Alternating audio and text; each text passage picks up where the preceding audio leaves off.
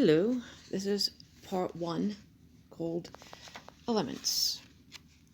Going over archaeology, prehistory, geography, climate, race, and human nature from Sir George Clarke's English History, a Survey. This is Scuffless Times. Welcome.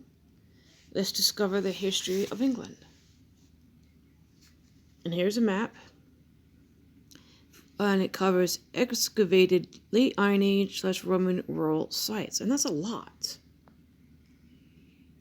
Central Belt, Central West, East, North, Northeast, South, Southwest, and Upland, Wales, and the marshes.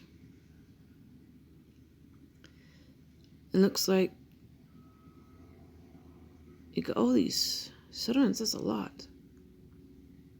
Even on that one little island off to the left. Copyright 2015.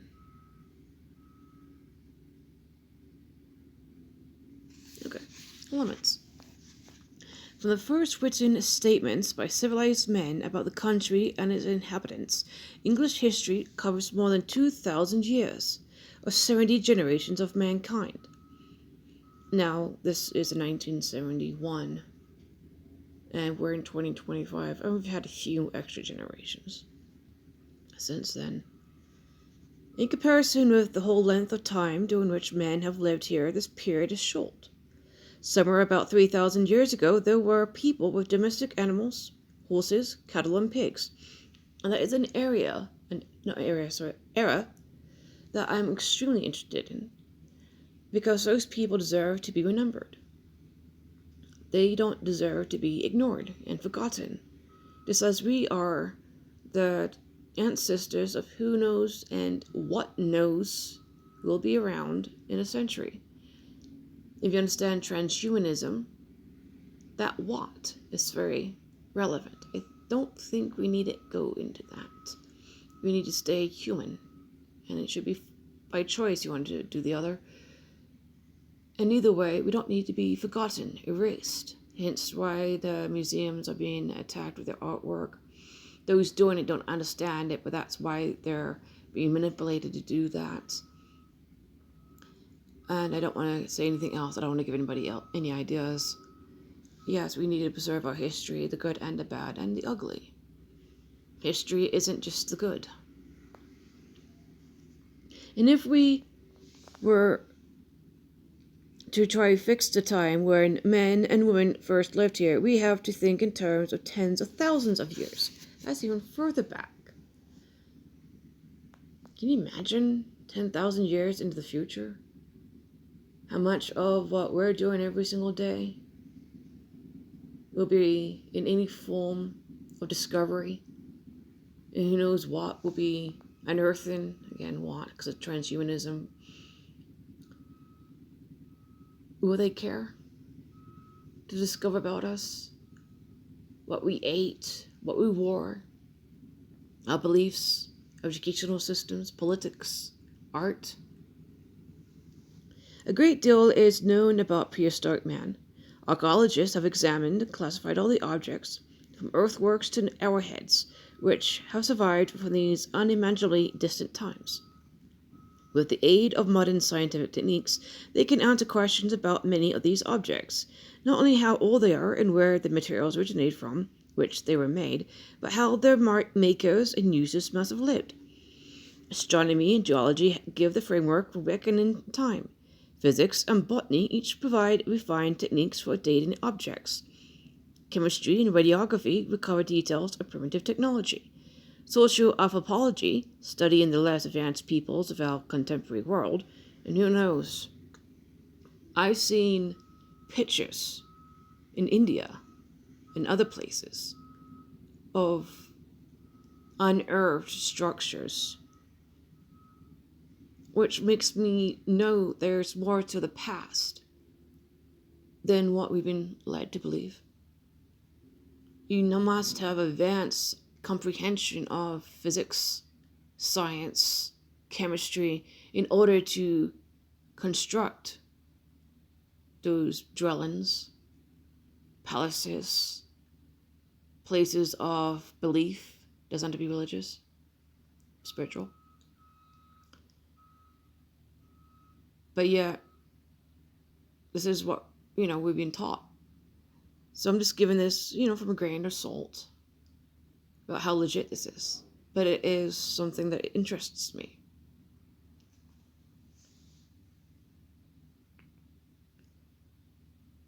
And so to draw pictures of the societies which formed them. Thus, archaeology has advanced from merely investigating things to distinguishing the successive waves of culture which flowed over the country. Sometimes even tries to plot out the course of events.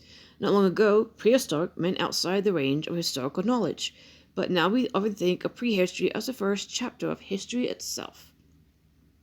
Nevertheless, the beginning of written evidence means not only that from this point we know more about the past, but also that we have a different and a richer kind of knowledge. What we know of Britain before the Romans came is what we know of the Caribbean islands before Columbus. Because he didn't discover America, Columbus, he discovered the Caribbean. He didn't land or step foot at all on what is known as anything American, north, south, much less central. We do not know the names of any of the inhabitants, and that is sad. We should. We cannot tell a connected story of what any of them did, or when, or why. There are wide areas of life about which we know nothing at all. For instance, music, and other areas, such as law and institutions, about which we can only speculate. Of course, archaeology does not stop short when history begins. We depend on it for much of what we know about the Middle Ages, as anyone can see who visits an old castle or cathedral.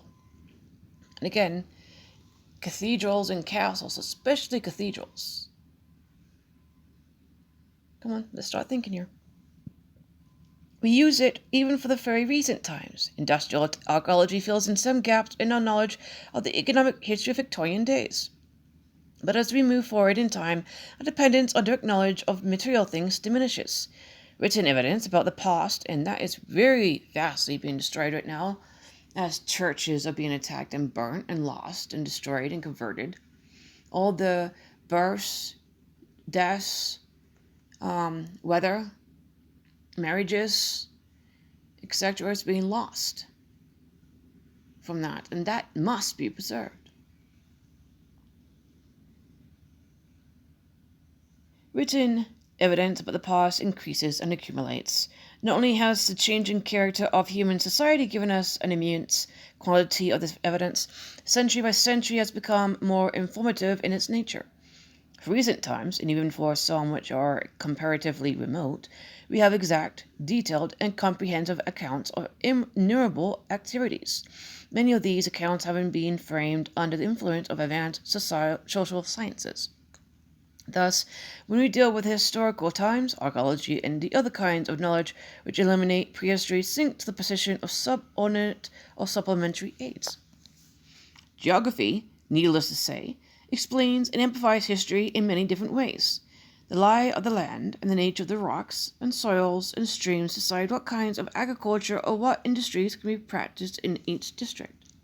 What routes can be followed by land or water, where towns and villages can be sited. The state of technology at each time narrows down each of these choices still further. As tools, machinery, agricultural chemistry, and other applied sciences improve, men overcome one geographical restriction after another, until now it seems that almost any activity can be planted anywhere in the world. But it still remains true that geography sets the stage for the drama of history. In the British Isles there are no geographical extremes. There is no desert and no active volcano. Occasionally there are earthquakes, so slight that they are scarcely noticed. Some have damaged buildings and caused alarm. For instance, in 1692 and 1884, but none seems to have caused any loss of lives. None of the forests which formerly existed,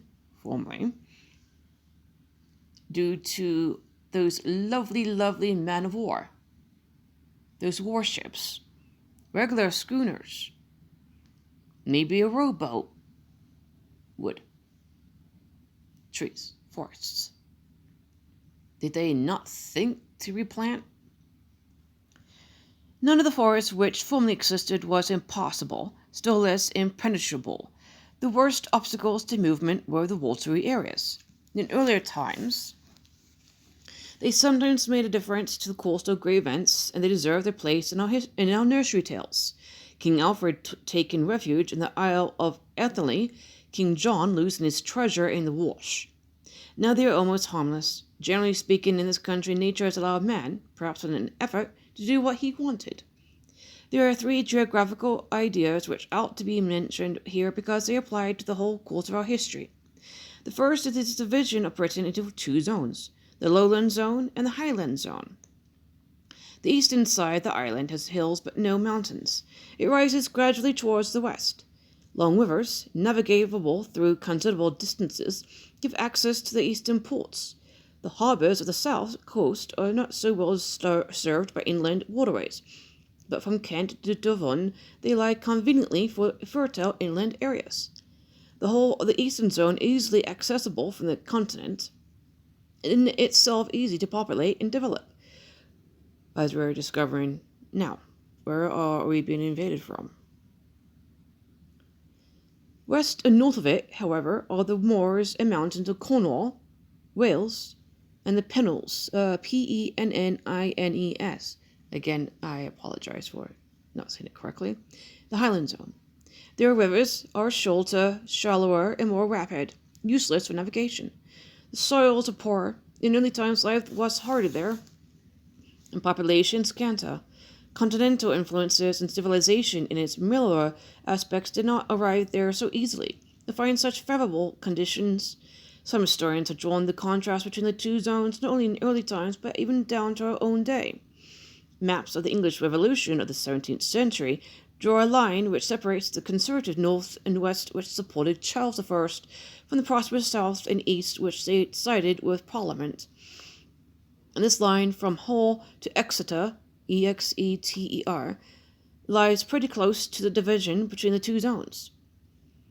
Not very different than the lines which divide the predominantly conservative from the predominantly liberal, Labour, and radical constitutionalists in some of the 20th century general elections, though by this time the lowland zone was conservative and the industrialized highland zone favoured change. Trace an age-long continuity along this line is not, indeed, as significant as it can easily be made to appear. Another great geographical division cuts across it and should not be ignored. The distribution of mineral resources follows different geological lines. Which buried minerals are historically important depends on the state of technology and of commerce. In the 19th century, the Cornish tin mines lost money and many were abandoned. In the 20th, some were reopened. The Kent coalfield became profitable and was worked for the first time. In the days of the horse, 20 miles in Glamorgan might take twice as long to cover as 20 miles in Surrey. For railways and motor lorries, a mile is a mile. The second major geographical idea is the importance of the sea in the history of the British Isles. The sea is both a highway and a barrier. Men learn to use it for one purpose or the other as suits them best. The British Isles form an archipelago as its southeast corner within sight of the continent of Europe. Altogether, there are about 5,500 islands and islets, more than 5,000 of them set along the northwestern coast of Scotland. Dang, that's a lot. At the moment, fewer than 200 are inhabited. This number varies. Within the last 40 years, remember this book was published in 1971, so add that to what you will. So I add to that since then. It has dropped by about a score as families of shepherds and fishermen have evacuated some of the smallest. A few even of the smallest, such as O'Connor and Elizabethine, have their places in history, and that would be Lindisfarne, the other one. It is not yet 400 years since the Orkneys and the Outer Hebrides came under British, or more precisely Scottish, rule. Wouldn't mind learning about that. Hopefully this book covers that. But for all the ordinary intercourse of peace, for movements of people and goods, The whole archipelago has always been accessible by sea. Sea transport is sometimes hazardous, but has the advantage of being able to move quantities of goods in single cargoes which on land would require many vehicles or beasts of burden with their drivers. Most of the population has always been on the two large islands, Britain and Ireland. They are separated by an inland sea which, in spite of a long, inhospitable stretch, the coast of Central Wales has always had sufficient harbours on both sides. The position on the world's sea route changed completely when transoceanic commerce began. Before that, England and Scotland had been easy to reach from northern and northwestern Europe. Ireland was more remote, with its own direct access to France and Spain, but with nothing beyond it to the west. Afterwards, both were well placed on the Atlantic route, and Cork grew rich as the last port of call for many ships, Titanic, I believe, outward bound. But the great gains of trade to America and the East were harvested by English and Scottish ports. This fact is an illustration of the third idea, that the relation of physical geography to human history is always more complicated than we are apt to think if we merely draw conclusions from small-scale maps. In the illustration which we have just noticed, and I'll see if I can add don't know how actually, if we were to explain the relatively small share of Ireland in the oceanic trade, we should have to notice many features of Irish economic history, and some features of the political relations between Ireland and Britain. Neither of the two large islands has ever been isolated. Islands and estuaries are all places most open to strangers. For many centuries it was easier to travel by sea in Europe between Donegal and Donegal and Argyll, Argyll, than to move along the rocky and mountainous coast roads. The history of the two islands is interpenetrable. The history of the British Isles is not a mosaic, but a painting in which the colours run into one another and overlap. To be sure, something of the same sort is true, though not to the same degree, of the history of all countries that have mutually dealings. Historians study the formation, life, and dissolution of economic and social communities in all fields of political power. They can never find a community which has all its history within itself and does not share some of its neighbours, and even with distant acquaintances. So English history is part of the history of the British Isles, and the history of the British Isles is part of English history. But the history of the British Isles is not the sum total of the separate histories of 2 or more of 5,500 islands, for islands are not the units. The social, economic, and political communities are not separated by the sea, but far more by the insulating effect of language, of customs, of institutions, and of ideas. For a short time under the Anglo-Saxons, England, without Wales and with a northern frontier far different than that of later times, was a single kingdom. Then under Conte, Canute, and his sons, it was part of a combination of kingdoms united by the North Sea. Norman kingdoms had lands on both sides of the Channel. Other such combinations succeeded that of the Normans until the time of John of Arc. England, Wales, and Scotland had one king from the accession of King James VI of Scotland to the English throne in 1603. But it was not until the Act of Union in 1707 they had a common parliament. Ireland's history has followed an entirely different course, but it too has not been the history of an indivisible unit. Even in much smaller islands, we learn the same lesson. Lewis and Harris are one island with two names divided between two mainland counties. Now I'm going to find out who those are or what they are. Climate, which is closely related to geography, has provided some famous generalizations about history. The English climate is inconsistent, but its extremes are never intolerable. The English people may or may not be correspondingly unreliable, tolerant, and moderate. There are some tangible points of contact between our climate and our history. Changes of climate have produced traceable effects on human life. In historical times, there has been nothing on the scale of the prehistoric movement of the ice cap, which receded from as far south as the site of London, leaving vast areas to be brought to life by the sun. The climate of Roman Britain seems not to have been very different from that of today. After that, it became warmer and less stormy. The improvement lasted through late Anglo-Saxon times and the early Middle Ages. There were vineyards in southern England until about 1300. Next, there came a deterioration which lasted until after 1500 and probably after 1600. There's evidence that bogs and marshes increased in the 14th century. Some places, for instance Otmoor, Otmoor, in Oxfordshire, the medieval inhabitants may have been blamed unfairly for neglecting drainage works made by the Romans and allowing the land to go back to moor. Maybe that the Romans never had as much rainwater to contend with. About 1530 to 60, the country became chillier. Until then, the Thames at London probably froze once or twice in 100 years. In the 16th century, froze 4 times. In the 17th, 8 times. In the 18th, 6 times. After that, the comparison fails because in Victorian times the weather was embarked, and now it flows quickly both on the ebb tide and the flood, and has ceased to freeze so easily. The bad period of the climate more or less ended with a succession of disastrous harvests in the 1690s. The harvests of those years were bad also in France, with which Great Britain was at war. It can be shown in some detail that they helped to bring both sides to the peace. Harvest, you starve if you don't have food. A.k.a. think what we're going through right now. Calling of this, calling of that, livestock dying mysteriously. Let's vaccinate the cows. No. Let's leave them alone. Without harvest, without food, you have no soldiers. No soldiers, you don't have war. Until modern times when you have drones. Again, that's for a different series of videos. If I ever get the technology to do such. Almost a piece of exhaustion, which they concluded in 1697. From about 1700, there was improvement, but there were setbacks. The most notorious bad weather in our history was in 1845-6, the years of the Irish famine, when the rain washed away the Corn Laws. About 1850, things were again on the mend. The first half of the 20th century was like the Middle Ages, exceptionally genial. Research into the records of climate is actively proceeding, and so is research into the history of food supplies, epidemics, cattle diseases, and other matters related to climate.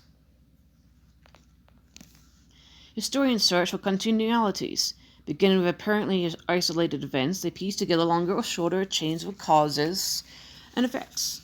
Some of their information in its earliest and simplest form tells them not about separate facts, but about connected series of facts. History of the Anglo-Saxons, like that of many other peoples, begins with the genealogies of the kings, not mere lists of kings in the order in which they reigned, but lists of fathers and sons showing their succession in a continuality which the historian does not need to discover himself. Among the many ways in which one phase of human life may be connected with others before and after, there are some, such as the rule of written law, which men have invented, but there are others, such as the teaching of necessary reactions by example, which are common among birds and beasts. The most primitive of all is the bond between parents and offspring, and it is not only the most primitive, but that which most certainly connects each generation with others back to the beginning of mankind. Now, I wanted, after I began to read this, like I said, I only read basically this section. And I wanted to make videos on it because it connects a lot to us. Like I just went over climate. We're being told the climate is changing. Well, it obviously does. It's never just static. How much of it is because of us ourselves? Obviously, you're going to affect the environment, which affects, hence geography, hence affects climate. If you get rid of, say, what nature has evolved to constrain floods, if you have a hurricane or a fast amount of rainfall, if you get rid of that, you're going to have flooding in areas that wouldn't have dealt with it, or maybe not as bad if you kept it and just lived with nature, respected nature. And here we're just going after parents and offspring. That's basically family, and that's what's being attacked right now. We need to keep ourselves to our families. I mean, if you don't like each other, it's up to you. But it must be very bad for you guys not to be communicating. If you're not communicating, there has to be a reason behind it, reasons. Because that is one of the weaknesses that's been exploited in our destruction of our people, of our culture. Because the enemy is very much united. Families and clans stay together. That's a strength. So maybe you should put aside what do you feel about somebody, reunite with them. assist each other in becoming stronger. Families and clans of our own need to get together. That way we're not wiped out. Genealogy is a minor branch of historical study, often useful as a check or a supplement to other studies. It is popular. Some people are chiefly interested in tracing their own ancestry, but many genealogists, professional and amateur, work out the descents of people who are interested in for their personal qualities or for the great positions they occupied. This kind of study is not always as scientific as it appears. The birth certificates and other documents, hence the church is being burnt and you're losing a lot of that in those, in which it is based are direct evidence of legal facts, but not of the biological facts behind the legal relationships.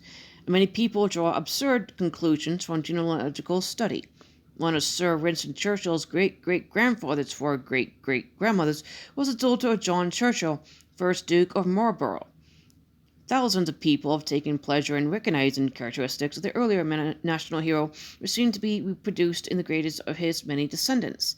The science knows next to nothing about the ways in which the characteristics in question, qualities of intellect and character, are transmitted by heredity.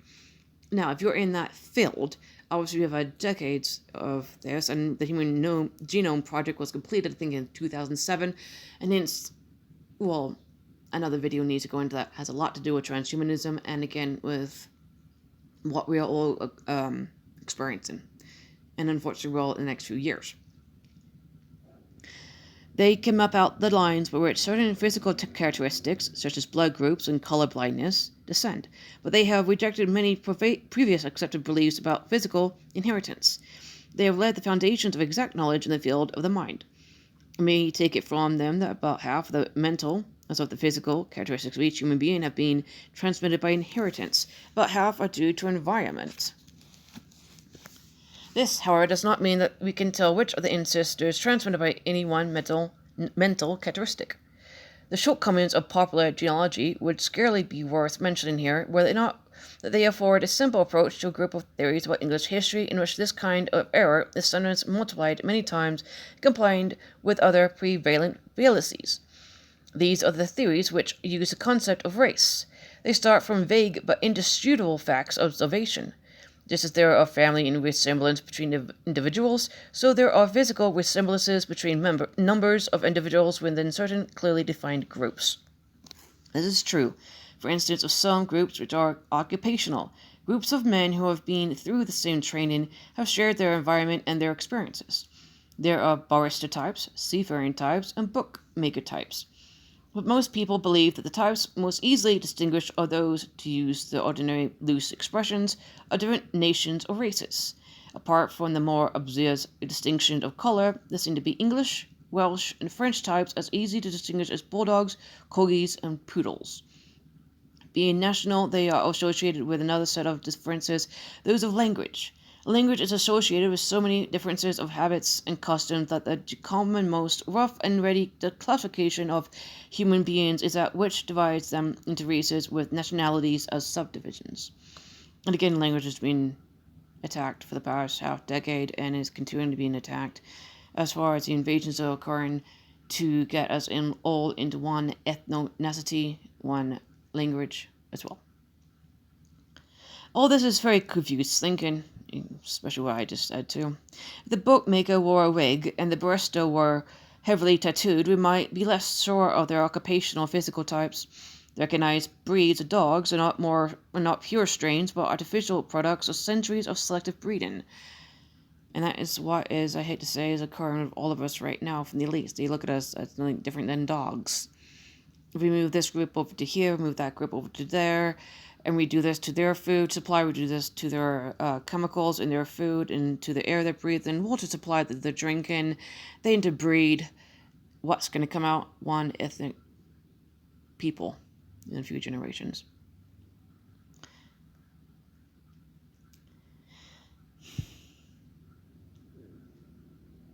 The national types of men are more at home in romantic fiction than in sociological thought.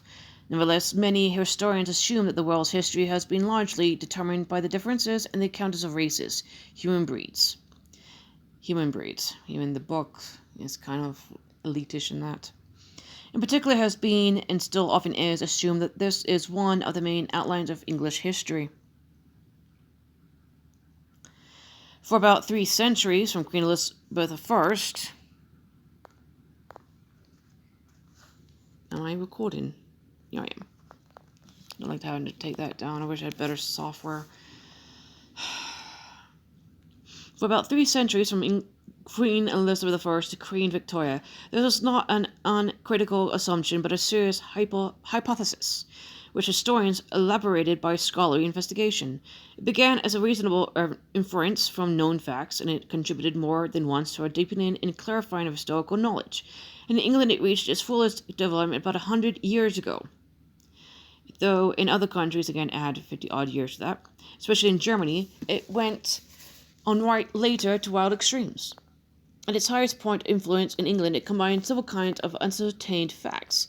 First were the waves of culture which succeeded one another in prehistoric times. Next were the invasions of Romans, Anglo-Saxons, Danes, and Normans.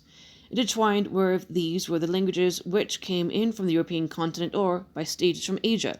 And again, as Europe being invaded, those people bring in their culture, their languages, their beliefs, and they're not assimilating, they're not learning our language and whatnot. Hence, this is occurring right now.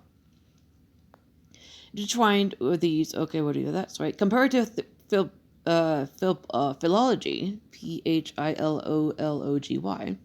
provided evidence for the routes by which they had come. Now, these people arriving from the Middle East through plane, through boats, through the continent. If they're not, they're obviously here, so either they did have some time other locations in other European countries before they got here. Let's say not here in the United States. Well, yeah, they're here too in the United States. But where it is that they're at within the Isles. A lot of what is going on now, this book is reference to, even though it's decades ago that it was published. This is making me think that maybe those were also not natural, like I was thinking when I was reading this as a kid in those textbooks growing up.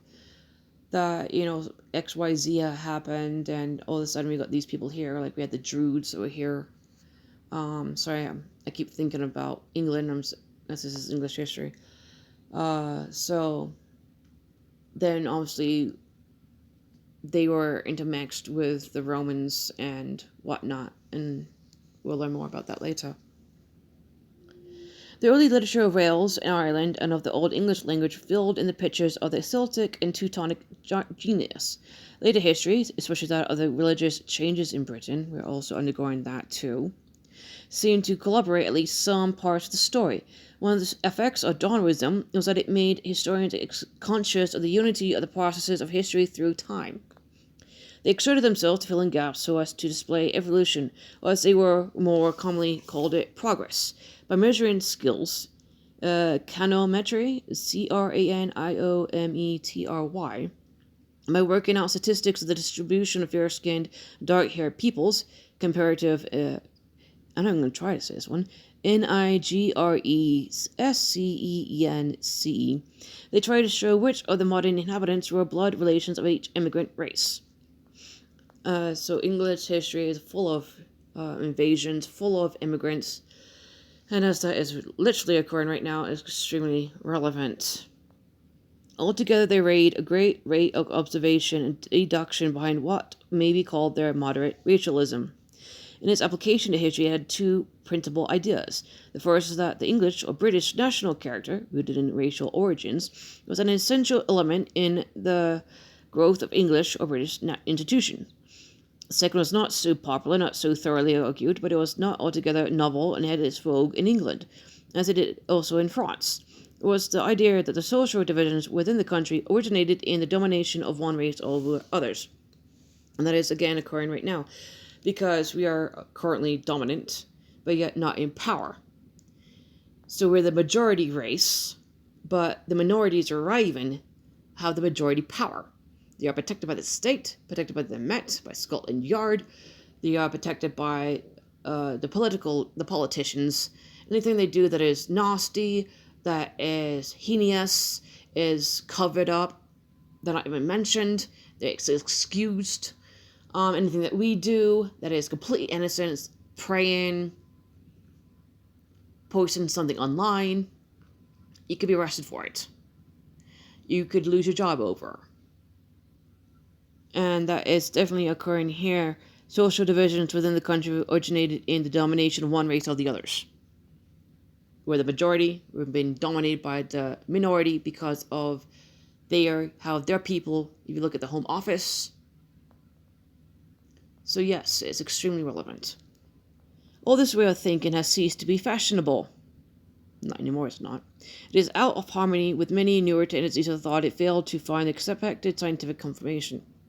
Thousands of skulls were excavated and measured, but partly because between the 1st century AD and the 19th, datable skulls are very scarce.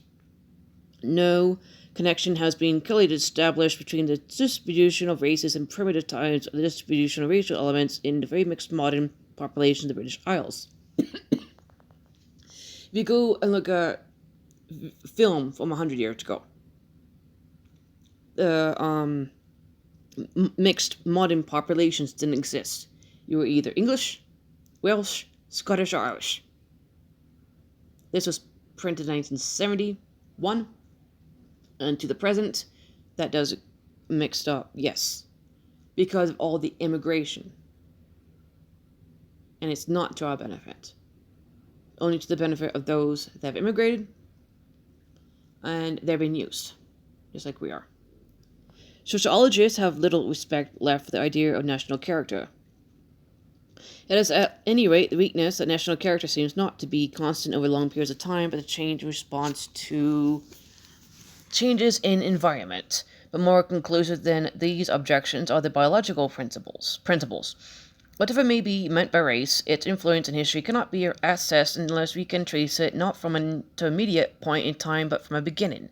Ever since we ceased to believe in Adam and Eve, which a lot of people still believe in, legitimately, I don't know.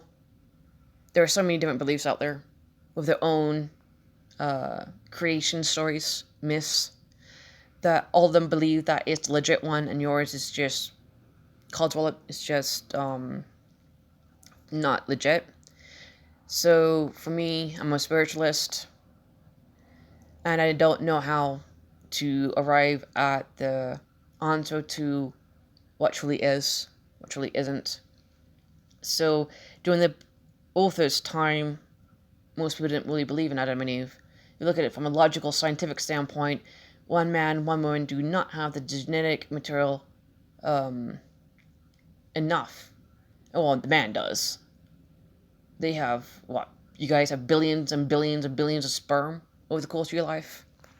We women have X amount of eggs before we are born in our ovaries. So, one man, one woman, Adam and Eve. No, because even then, if that's ancestral. Hence my problem with Genesis. Hence why the author probably says we have ceased to believe in Adam and Eve, that as being impossible. Because if you cease to believe in that, how can you be a Christian? If you're not a Christian, how can you be a Christian nation? When you are of doubt about the very genesis of your belief. A good deal is known about the ways in which the characteristics of human groups are on the one hand stabilized and on the other hand diversified. In geographically or socially isolated groups, variations are accented and they are transmitted by heredity. This principle holds good for differences of race as well as for other differences, and therefore it can be applied in the interpretation of history. But as yet little has been done to apply this scientific knowledge to English history. It will lead to something very remote from the old assumption that the racial elements remained constant throughout the centuries. No, because as one group invades, the Jews having to deal with, I believe, the Romans, and then from the Romans they mixed, and then, if I can remember correctly, obviously the Vikings invaded, and then they were mixed with those people. So yes, the racial theory is at bottom a theory about human nature. It purports to show how it came about that such and such groups of people thought and acted as they did.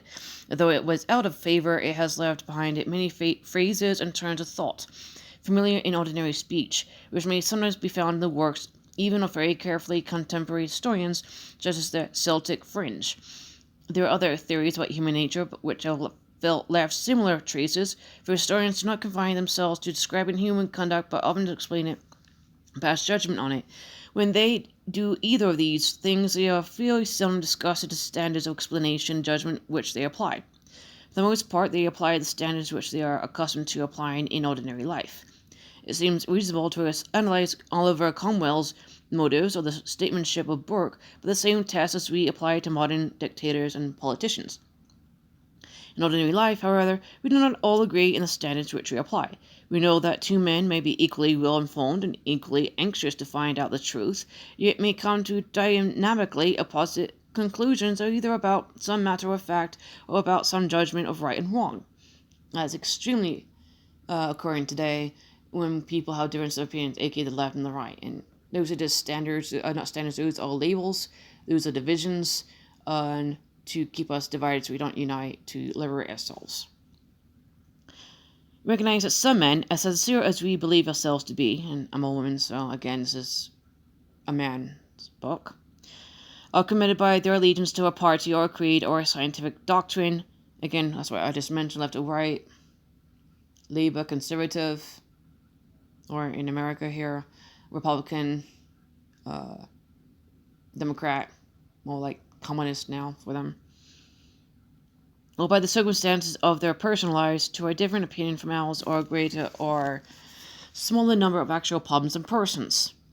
It's the same with historians. They're divided by many disagreements of principle, and among the sources of their disagreements many of the most important differences in the views of human nature.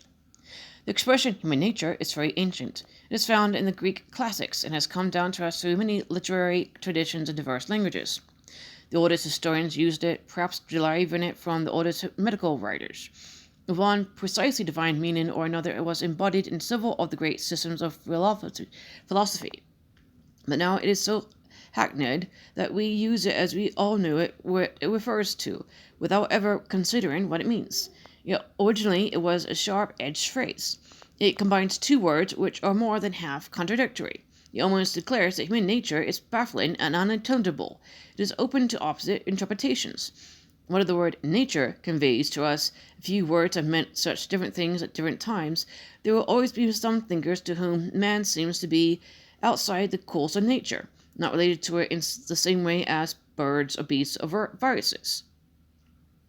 Others will integrate human life into their general scheme of life and of the universe. Many years ago, the present writer saw the announcement of a lecture on universal history from nebula to cooperative commonwealth. Some historians would assent to the very common belief that human nature never changes. They hold that the dispositions to command, to obey, to assist, to cooperate, to save, or to spend, and so forth are constants which, as the human environment alters, produce predictable institutions, customs, and conflicts. A pause. Again, what we are going through it now. Is human nature really consistent? Are we that predictable? Because I think those that are responsible for everything that's occurring right now, they're happy. Because we are behaving and reacting exactly as they ordained, as they predicted, as they need us to.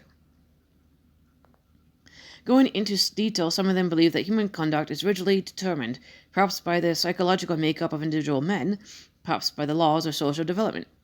The existence of such laws for the past, present, and future seems to be implied by a great deal of our thinking about human affairs, for instance by the whole immense structure of statistics in which a man is the smallest unit of measurement. On the other hand, there are historians who tell us, as a matter of observed fact, that human nature can change, has changed, and even may be constantly undergoing change.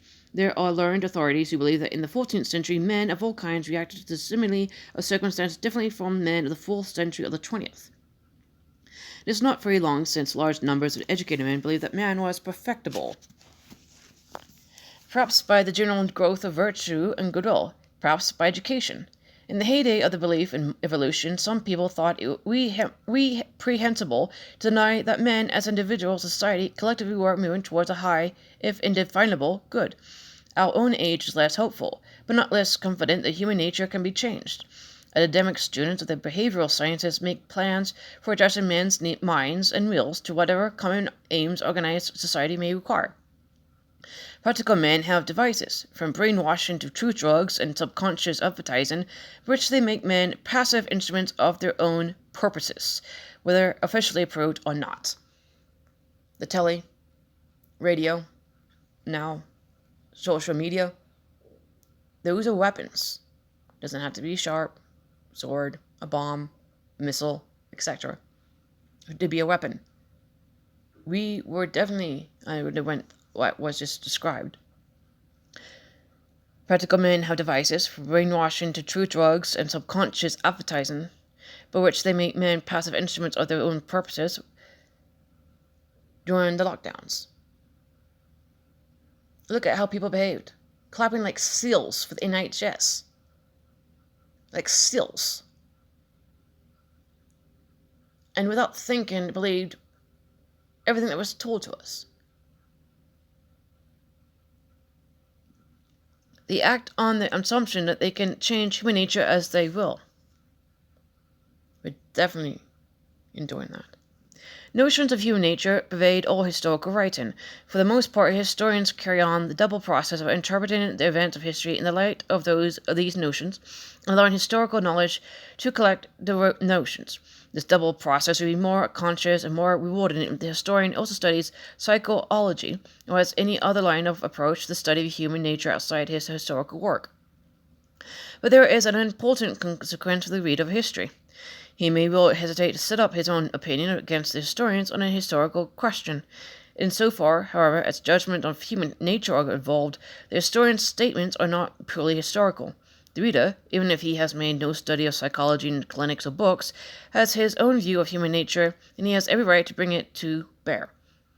The conditions on which he is entitled to disagree with the historian are the same as those on which he is entitled to disagree with his next-door neighbor about current affairs.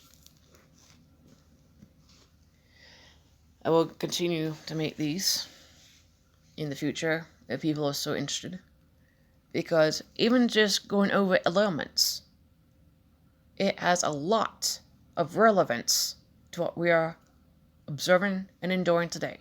Whether you are in England, Wales, Scotland, Ireland, United States, Canada, even Japan, South Korea, we are all being manipulated to behave in certain aspects that are not beneficial to us, as those 2 lines I repeated.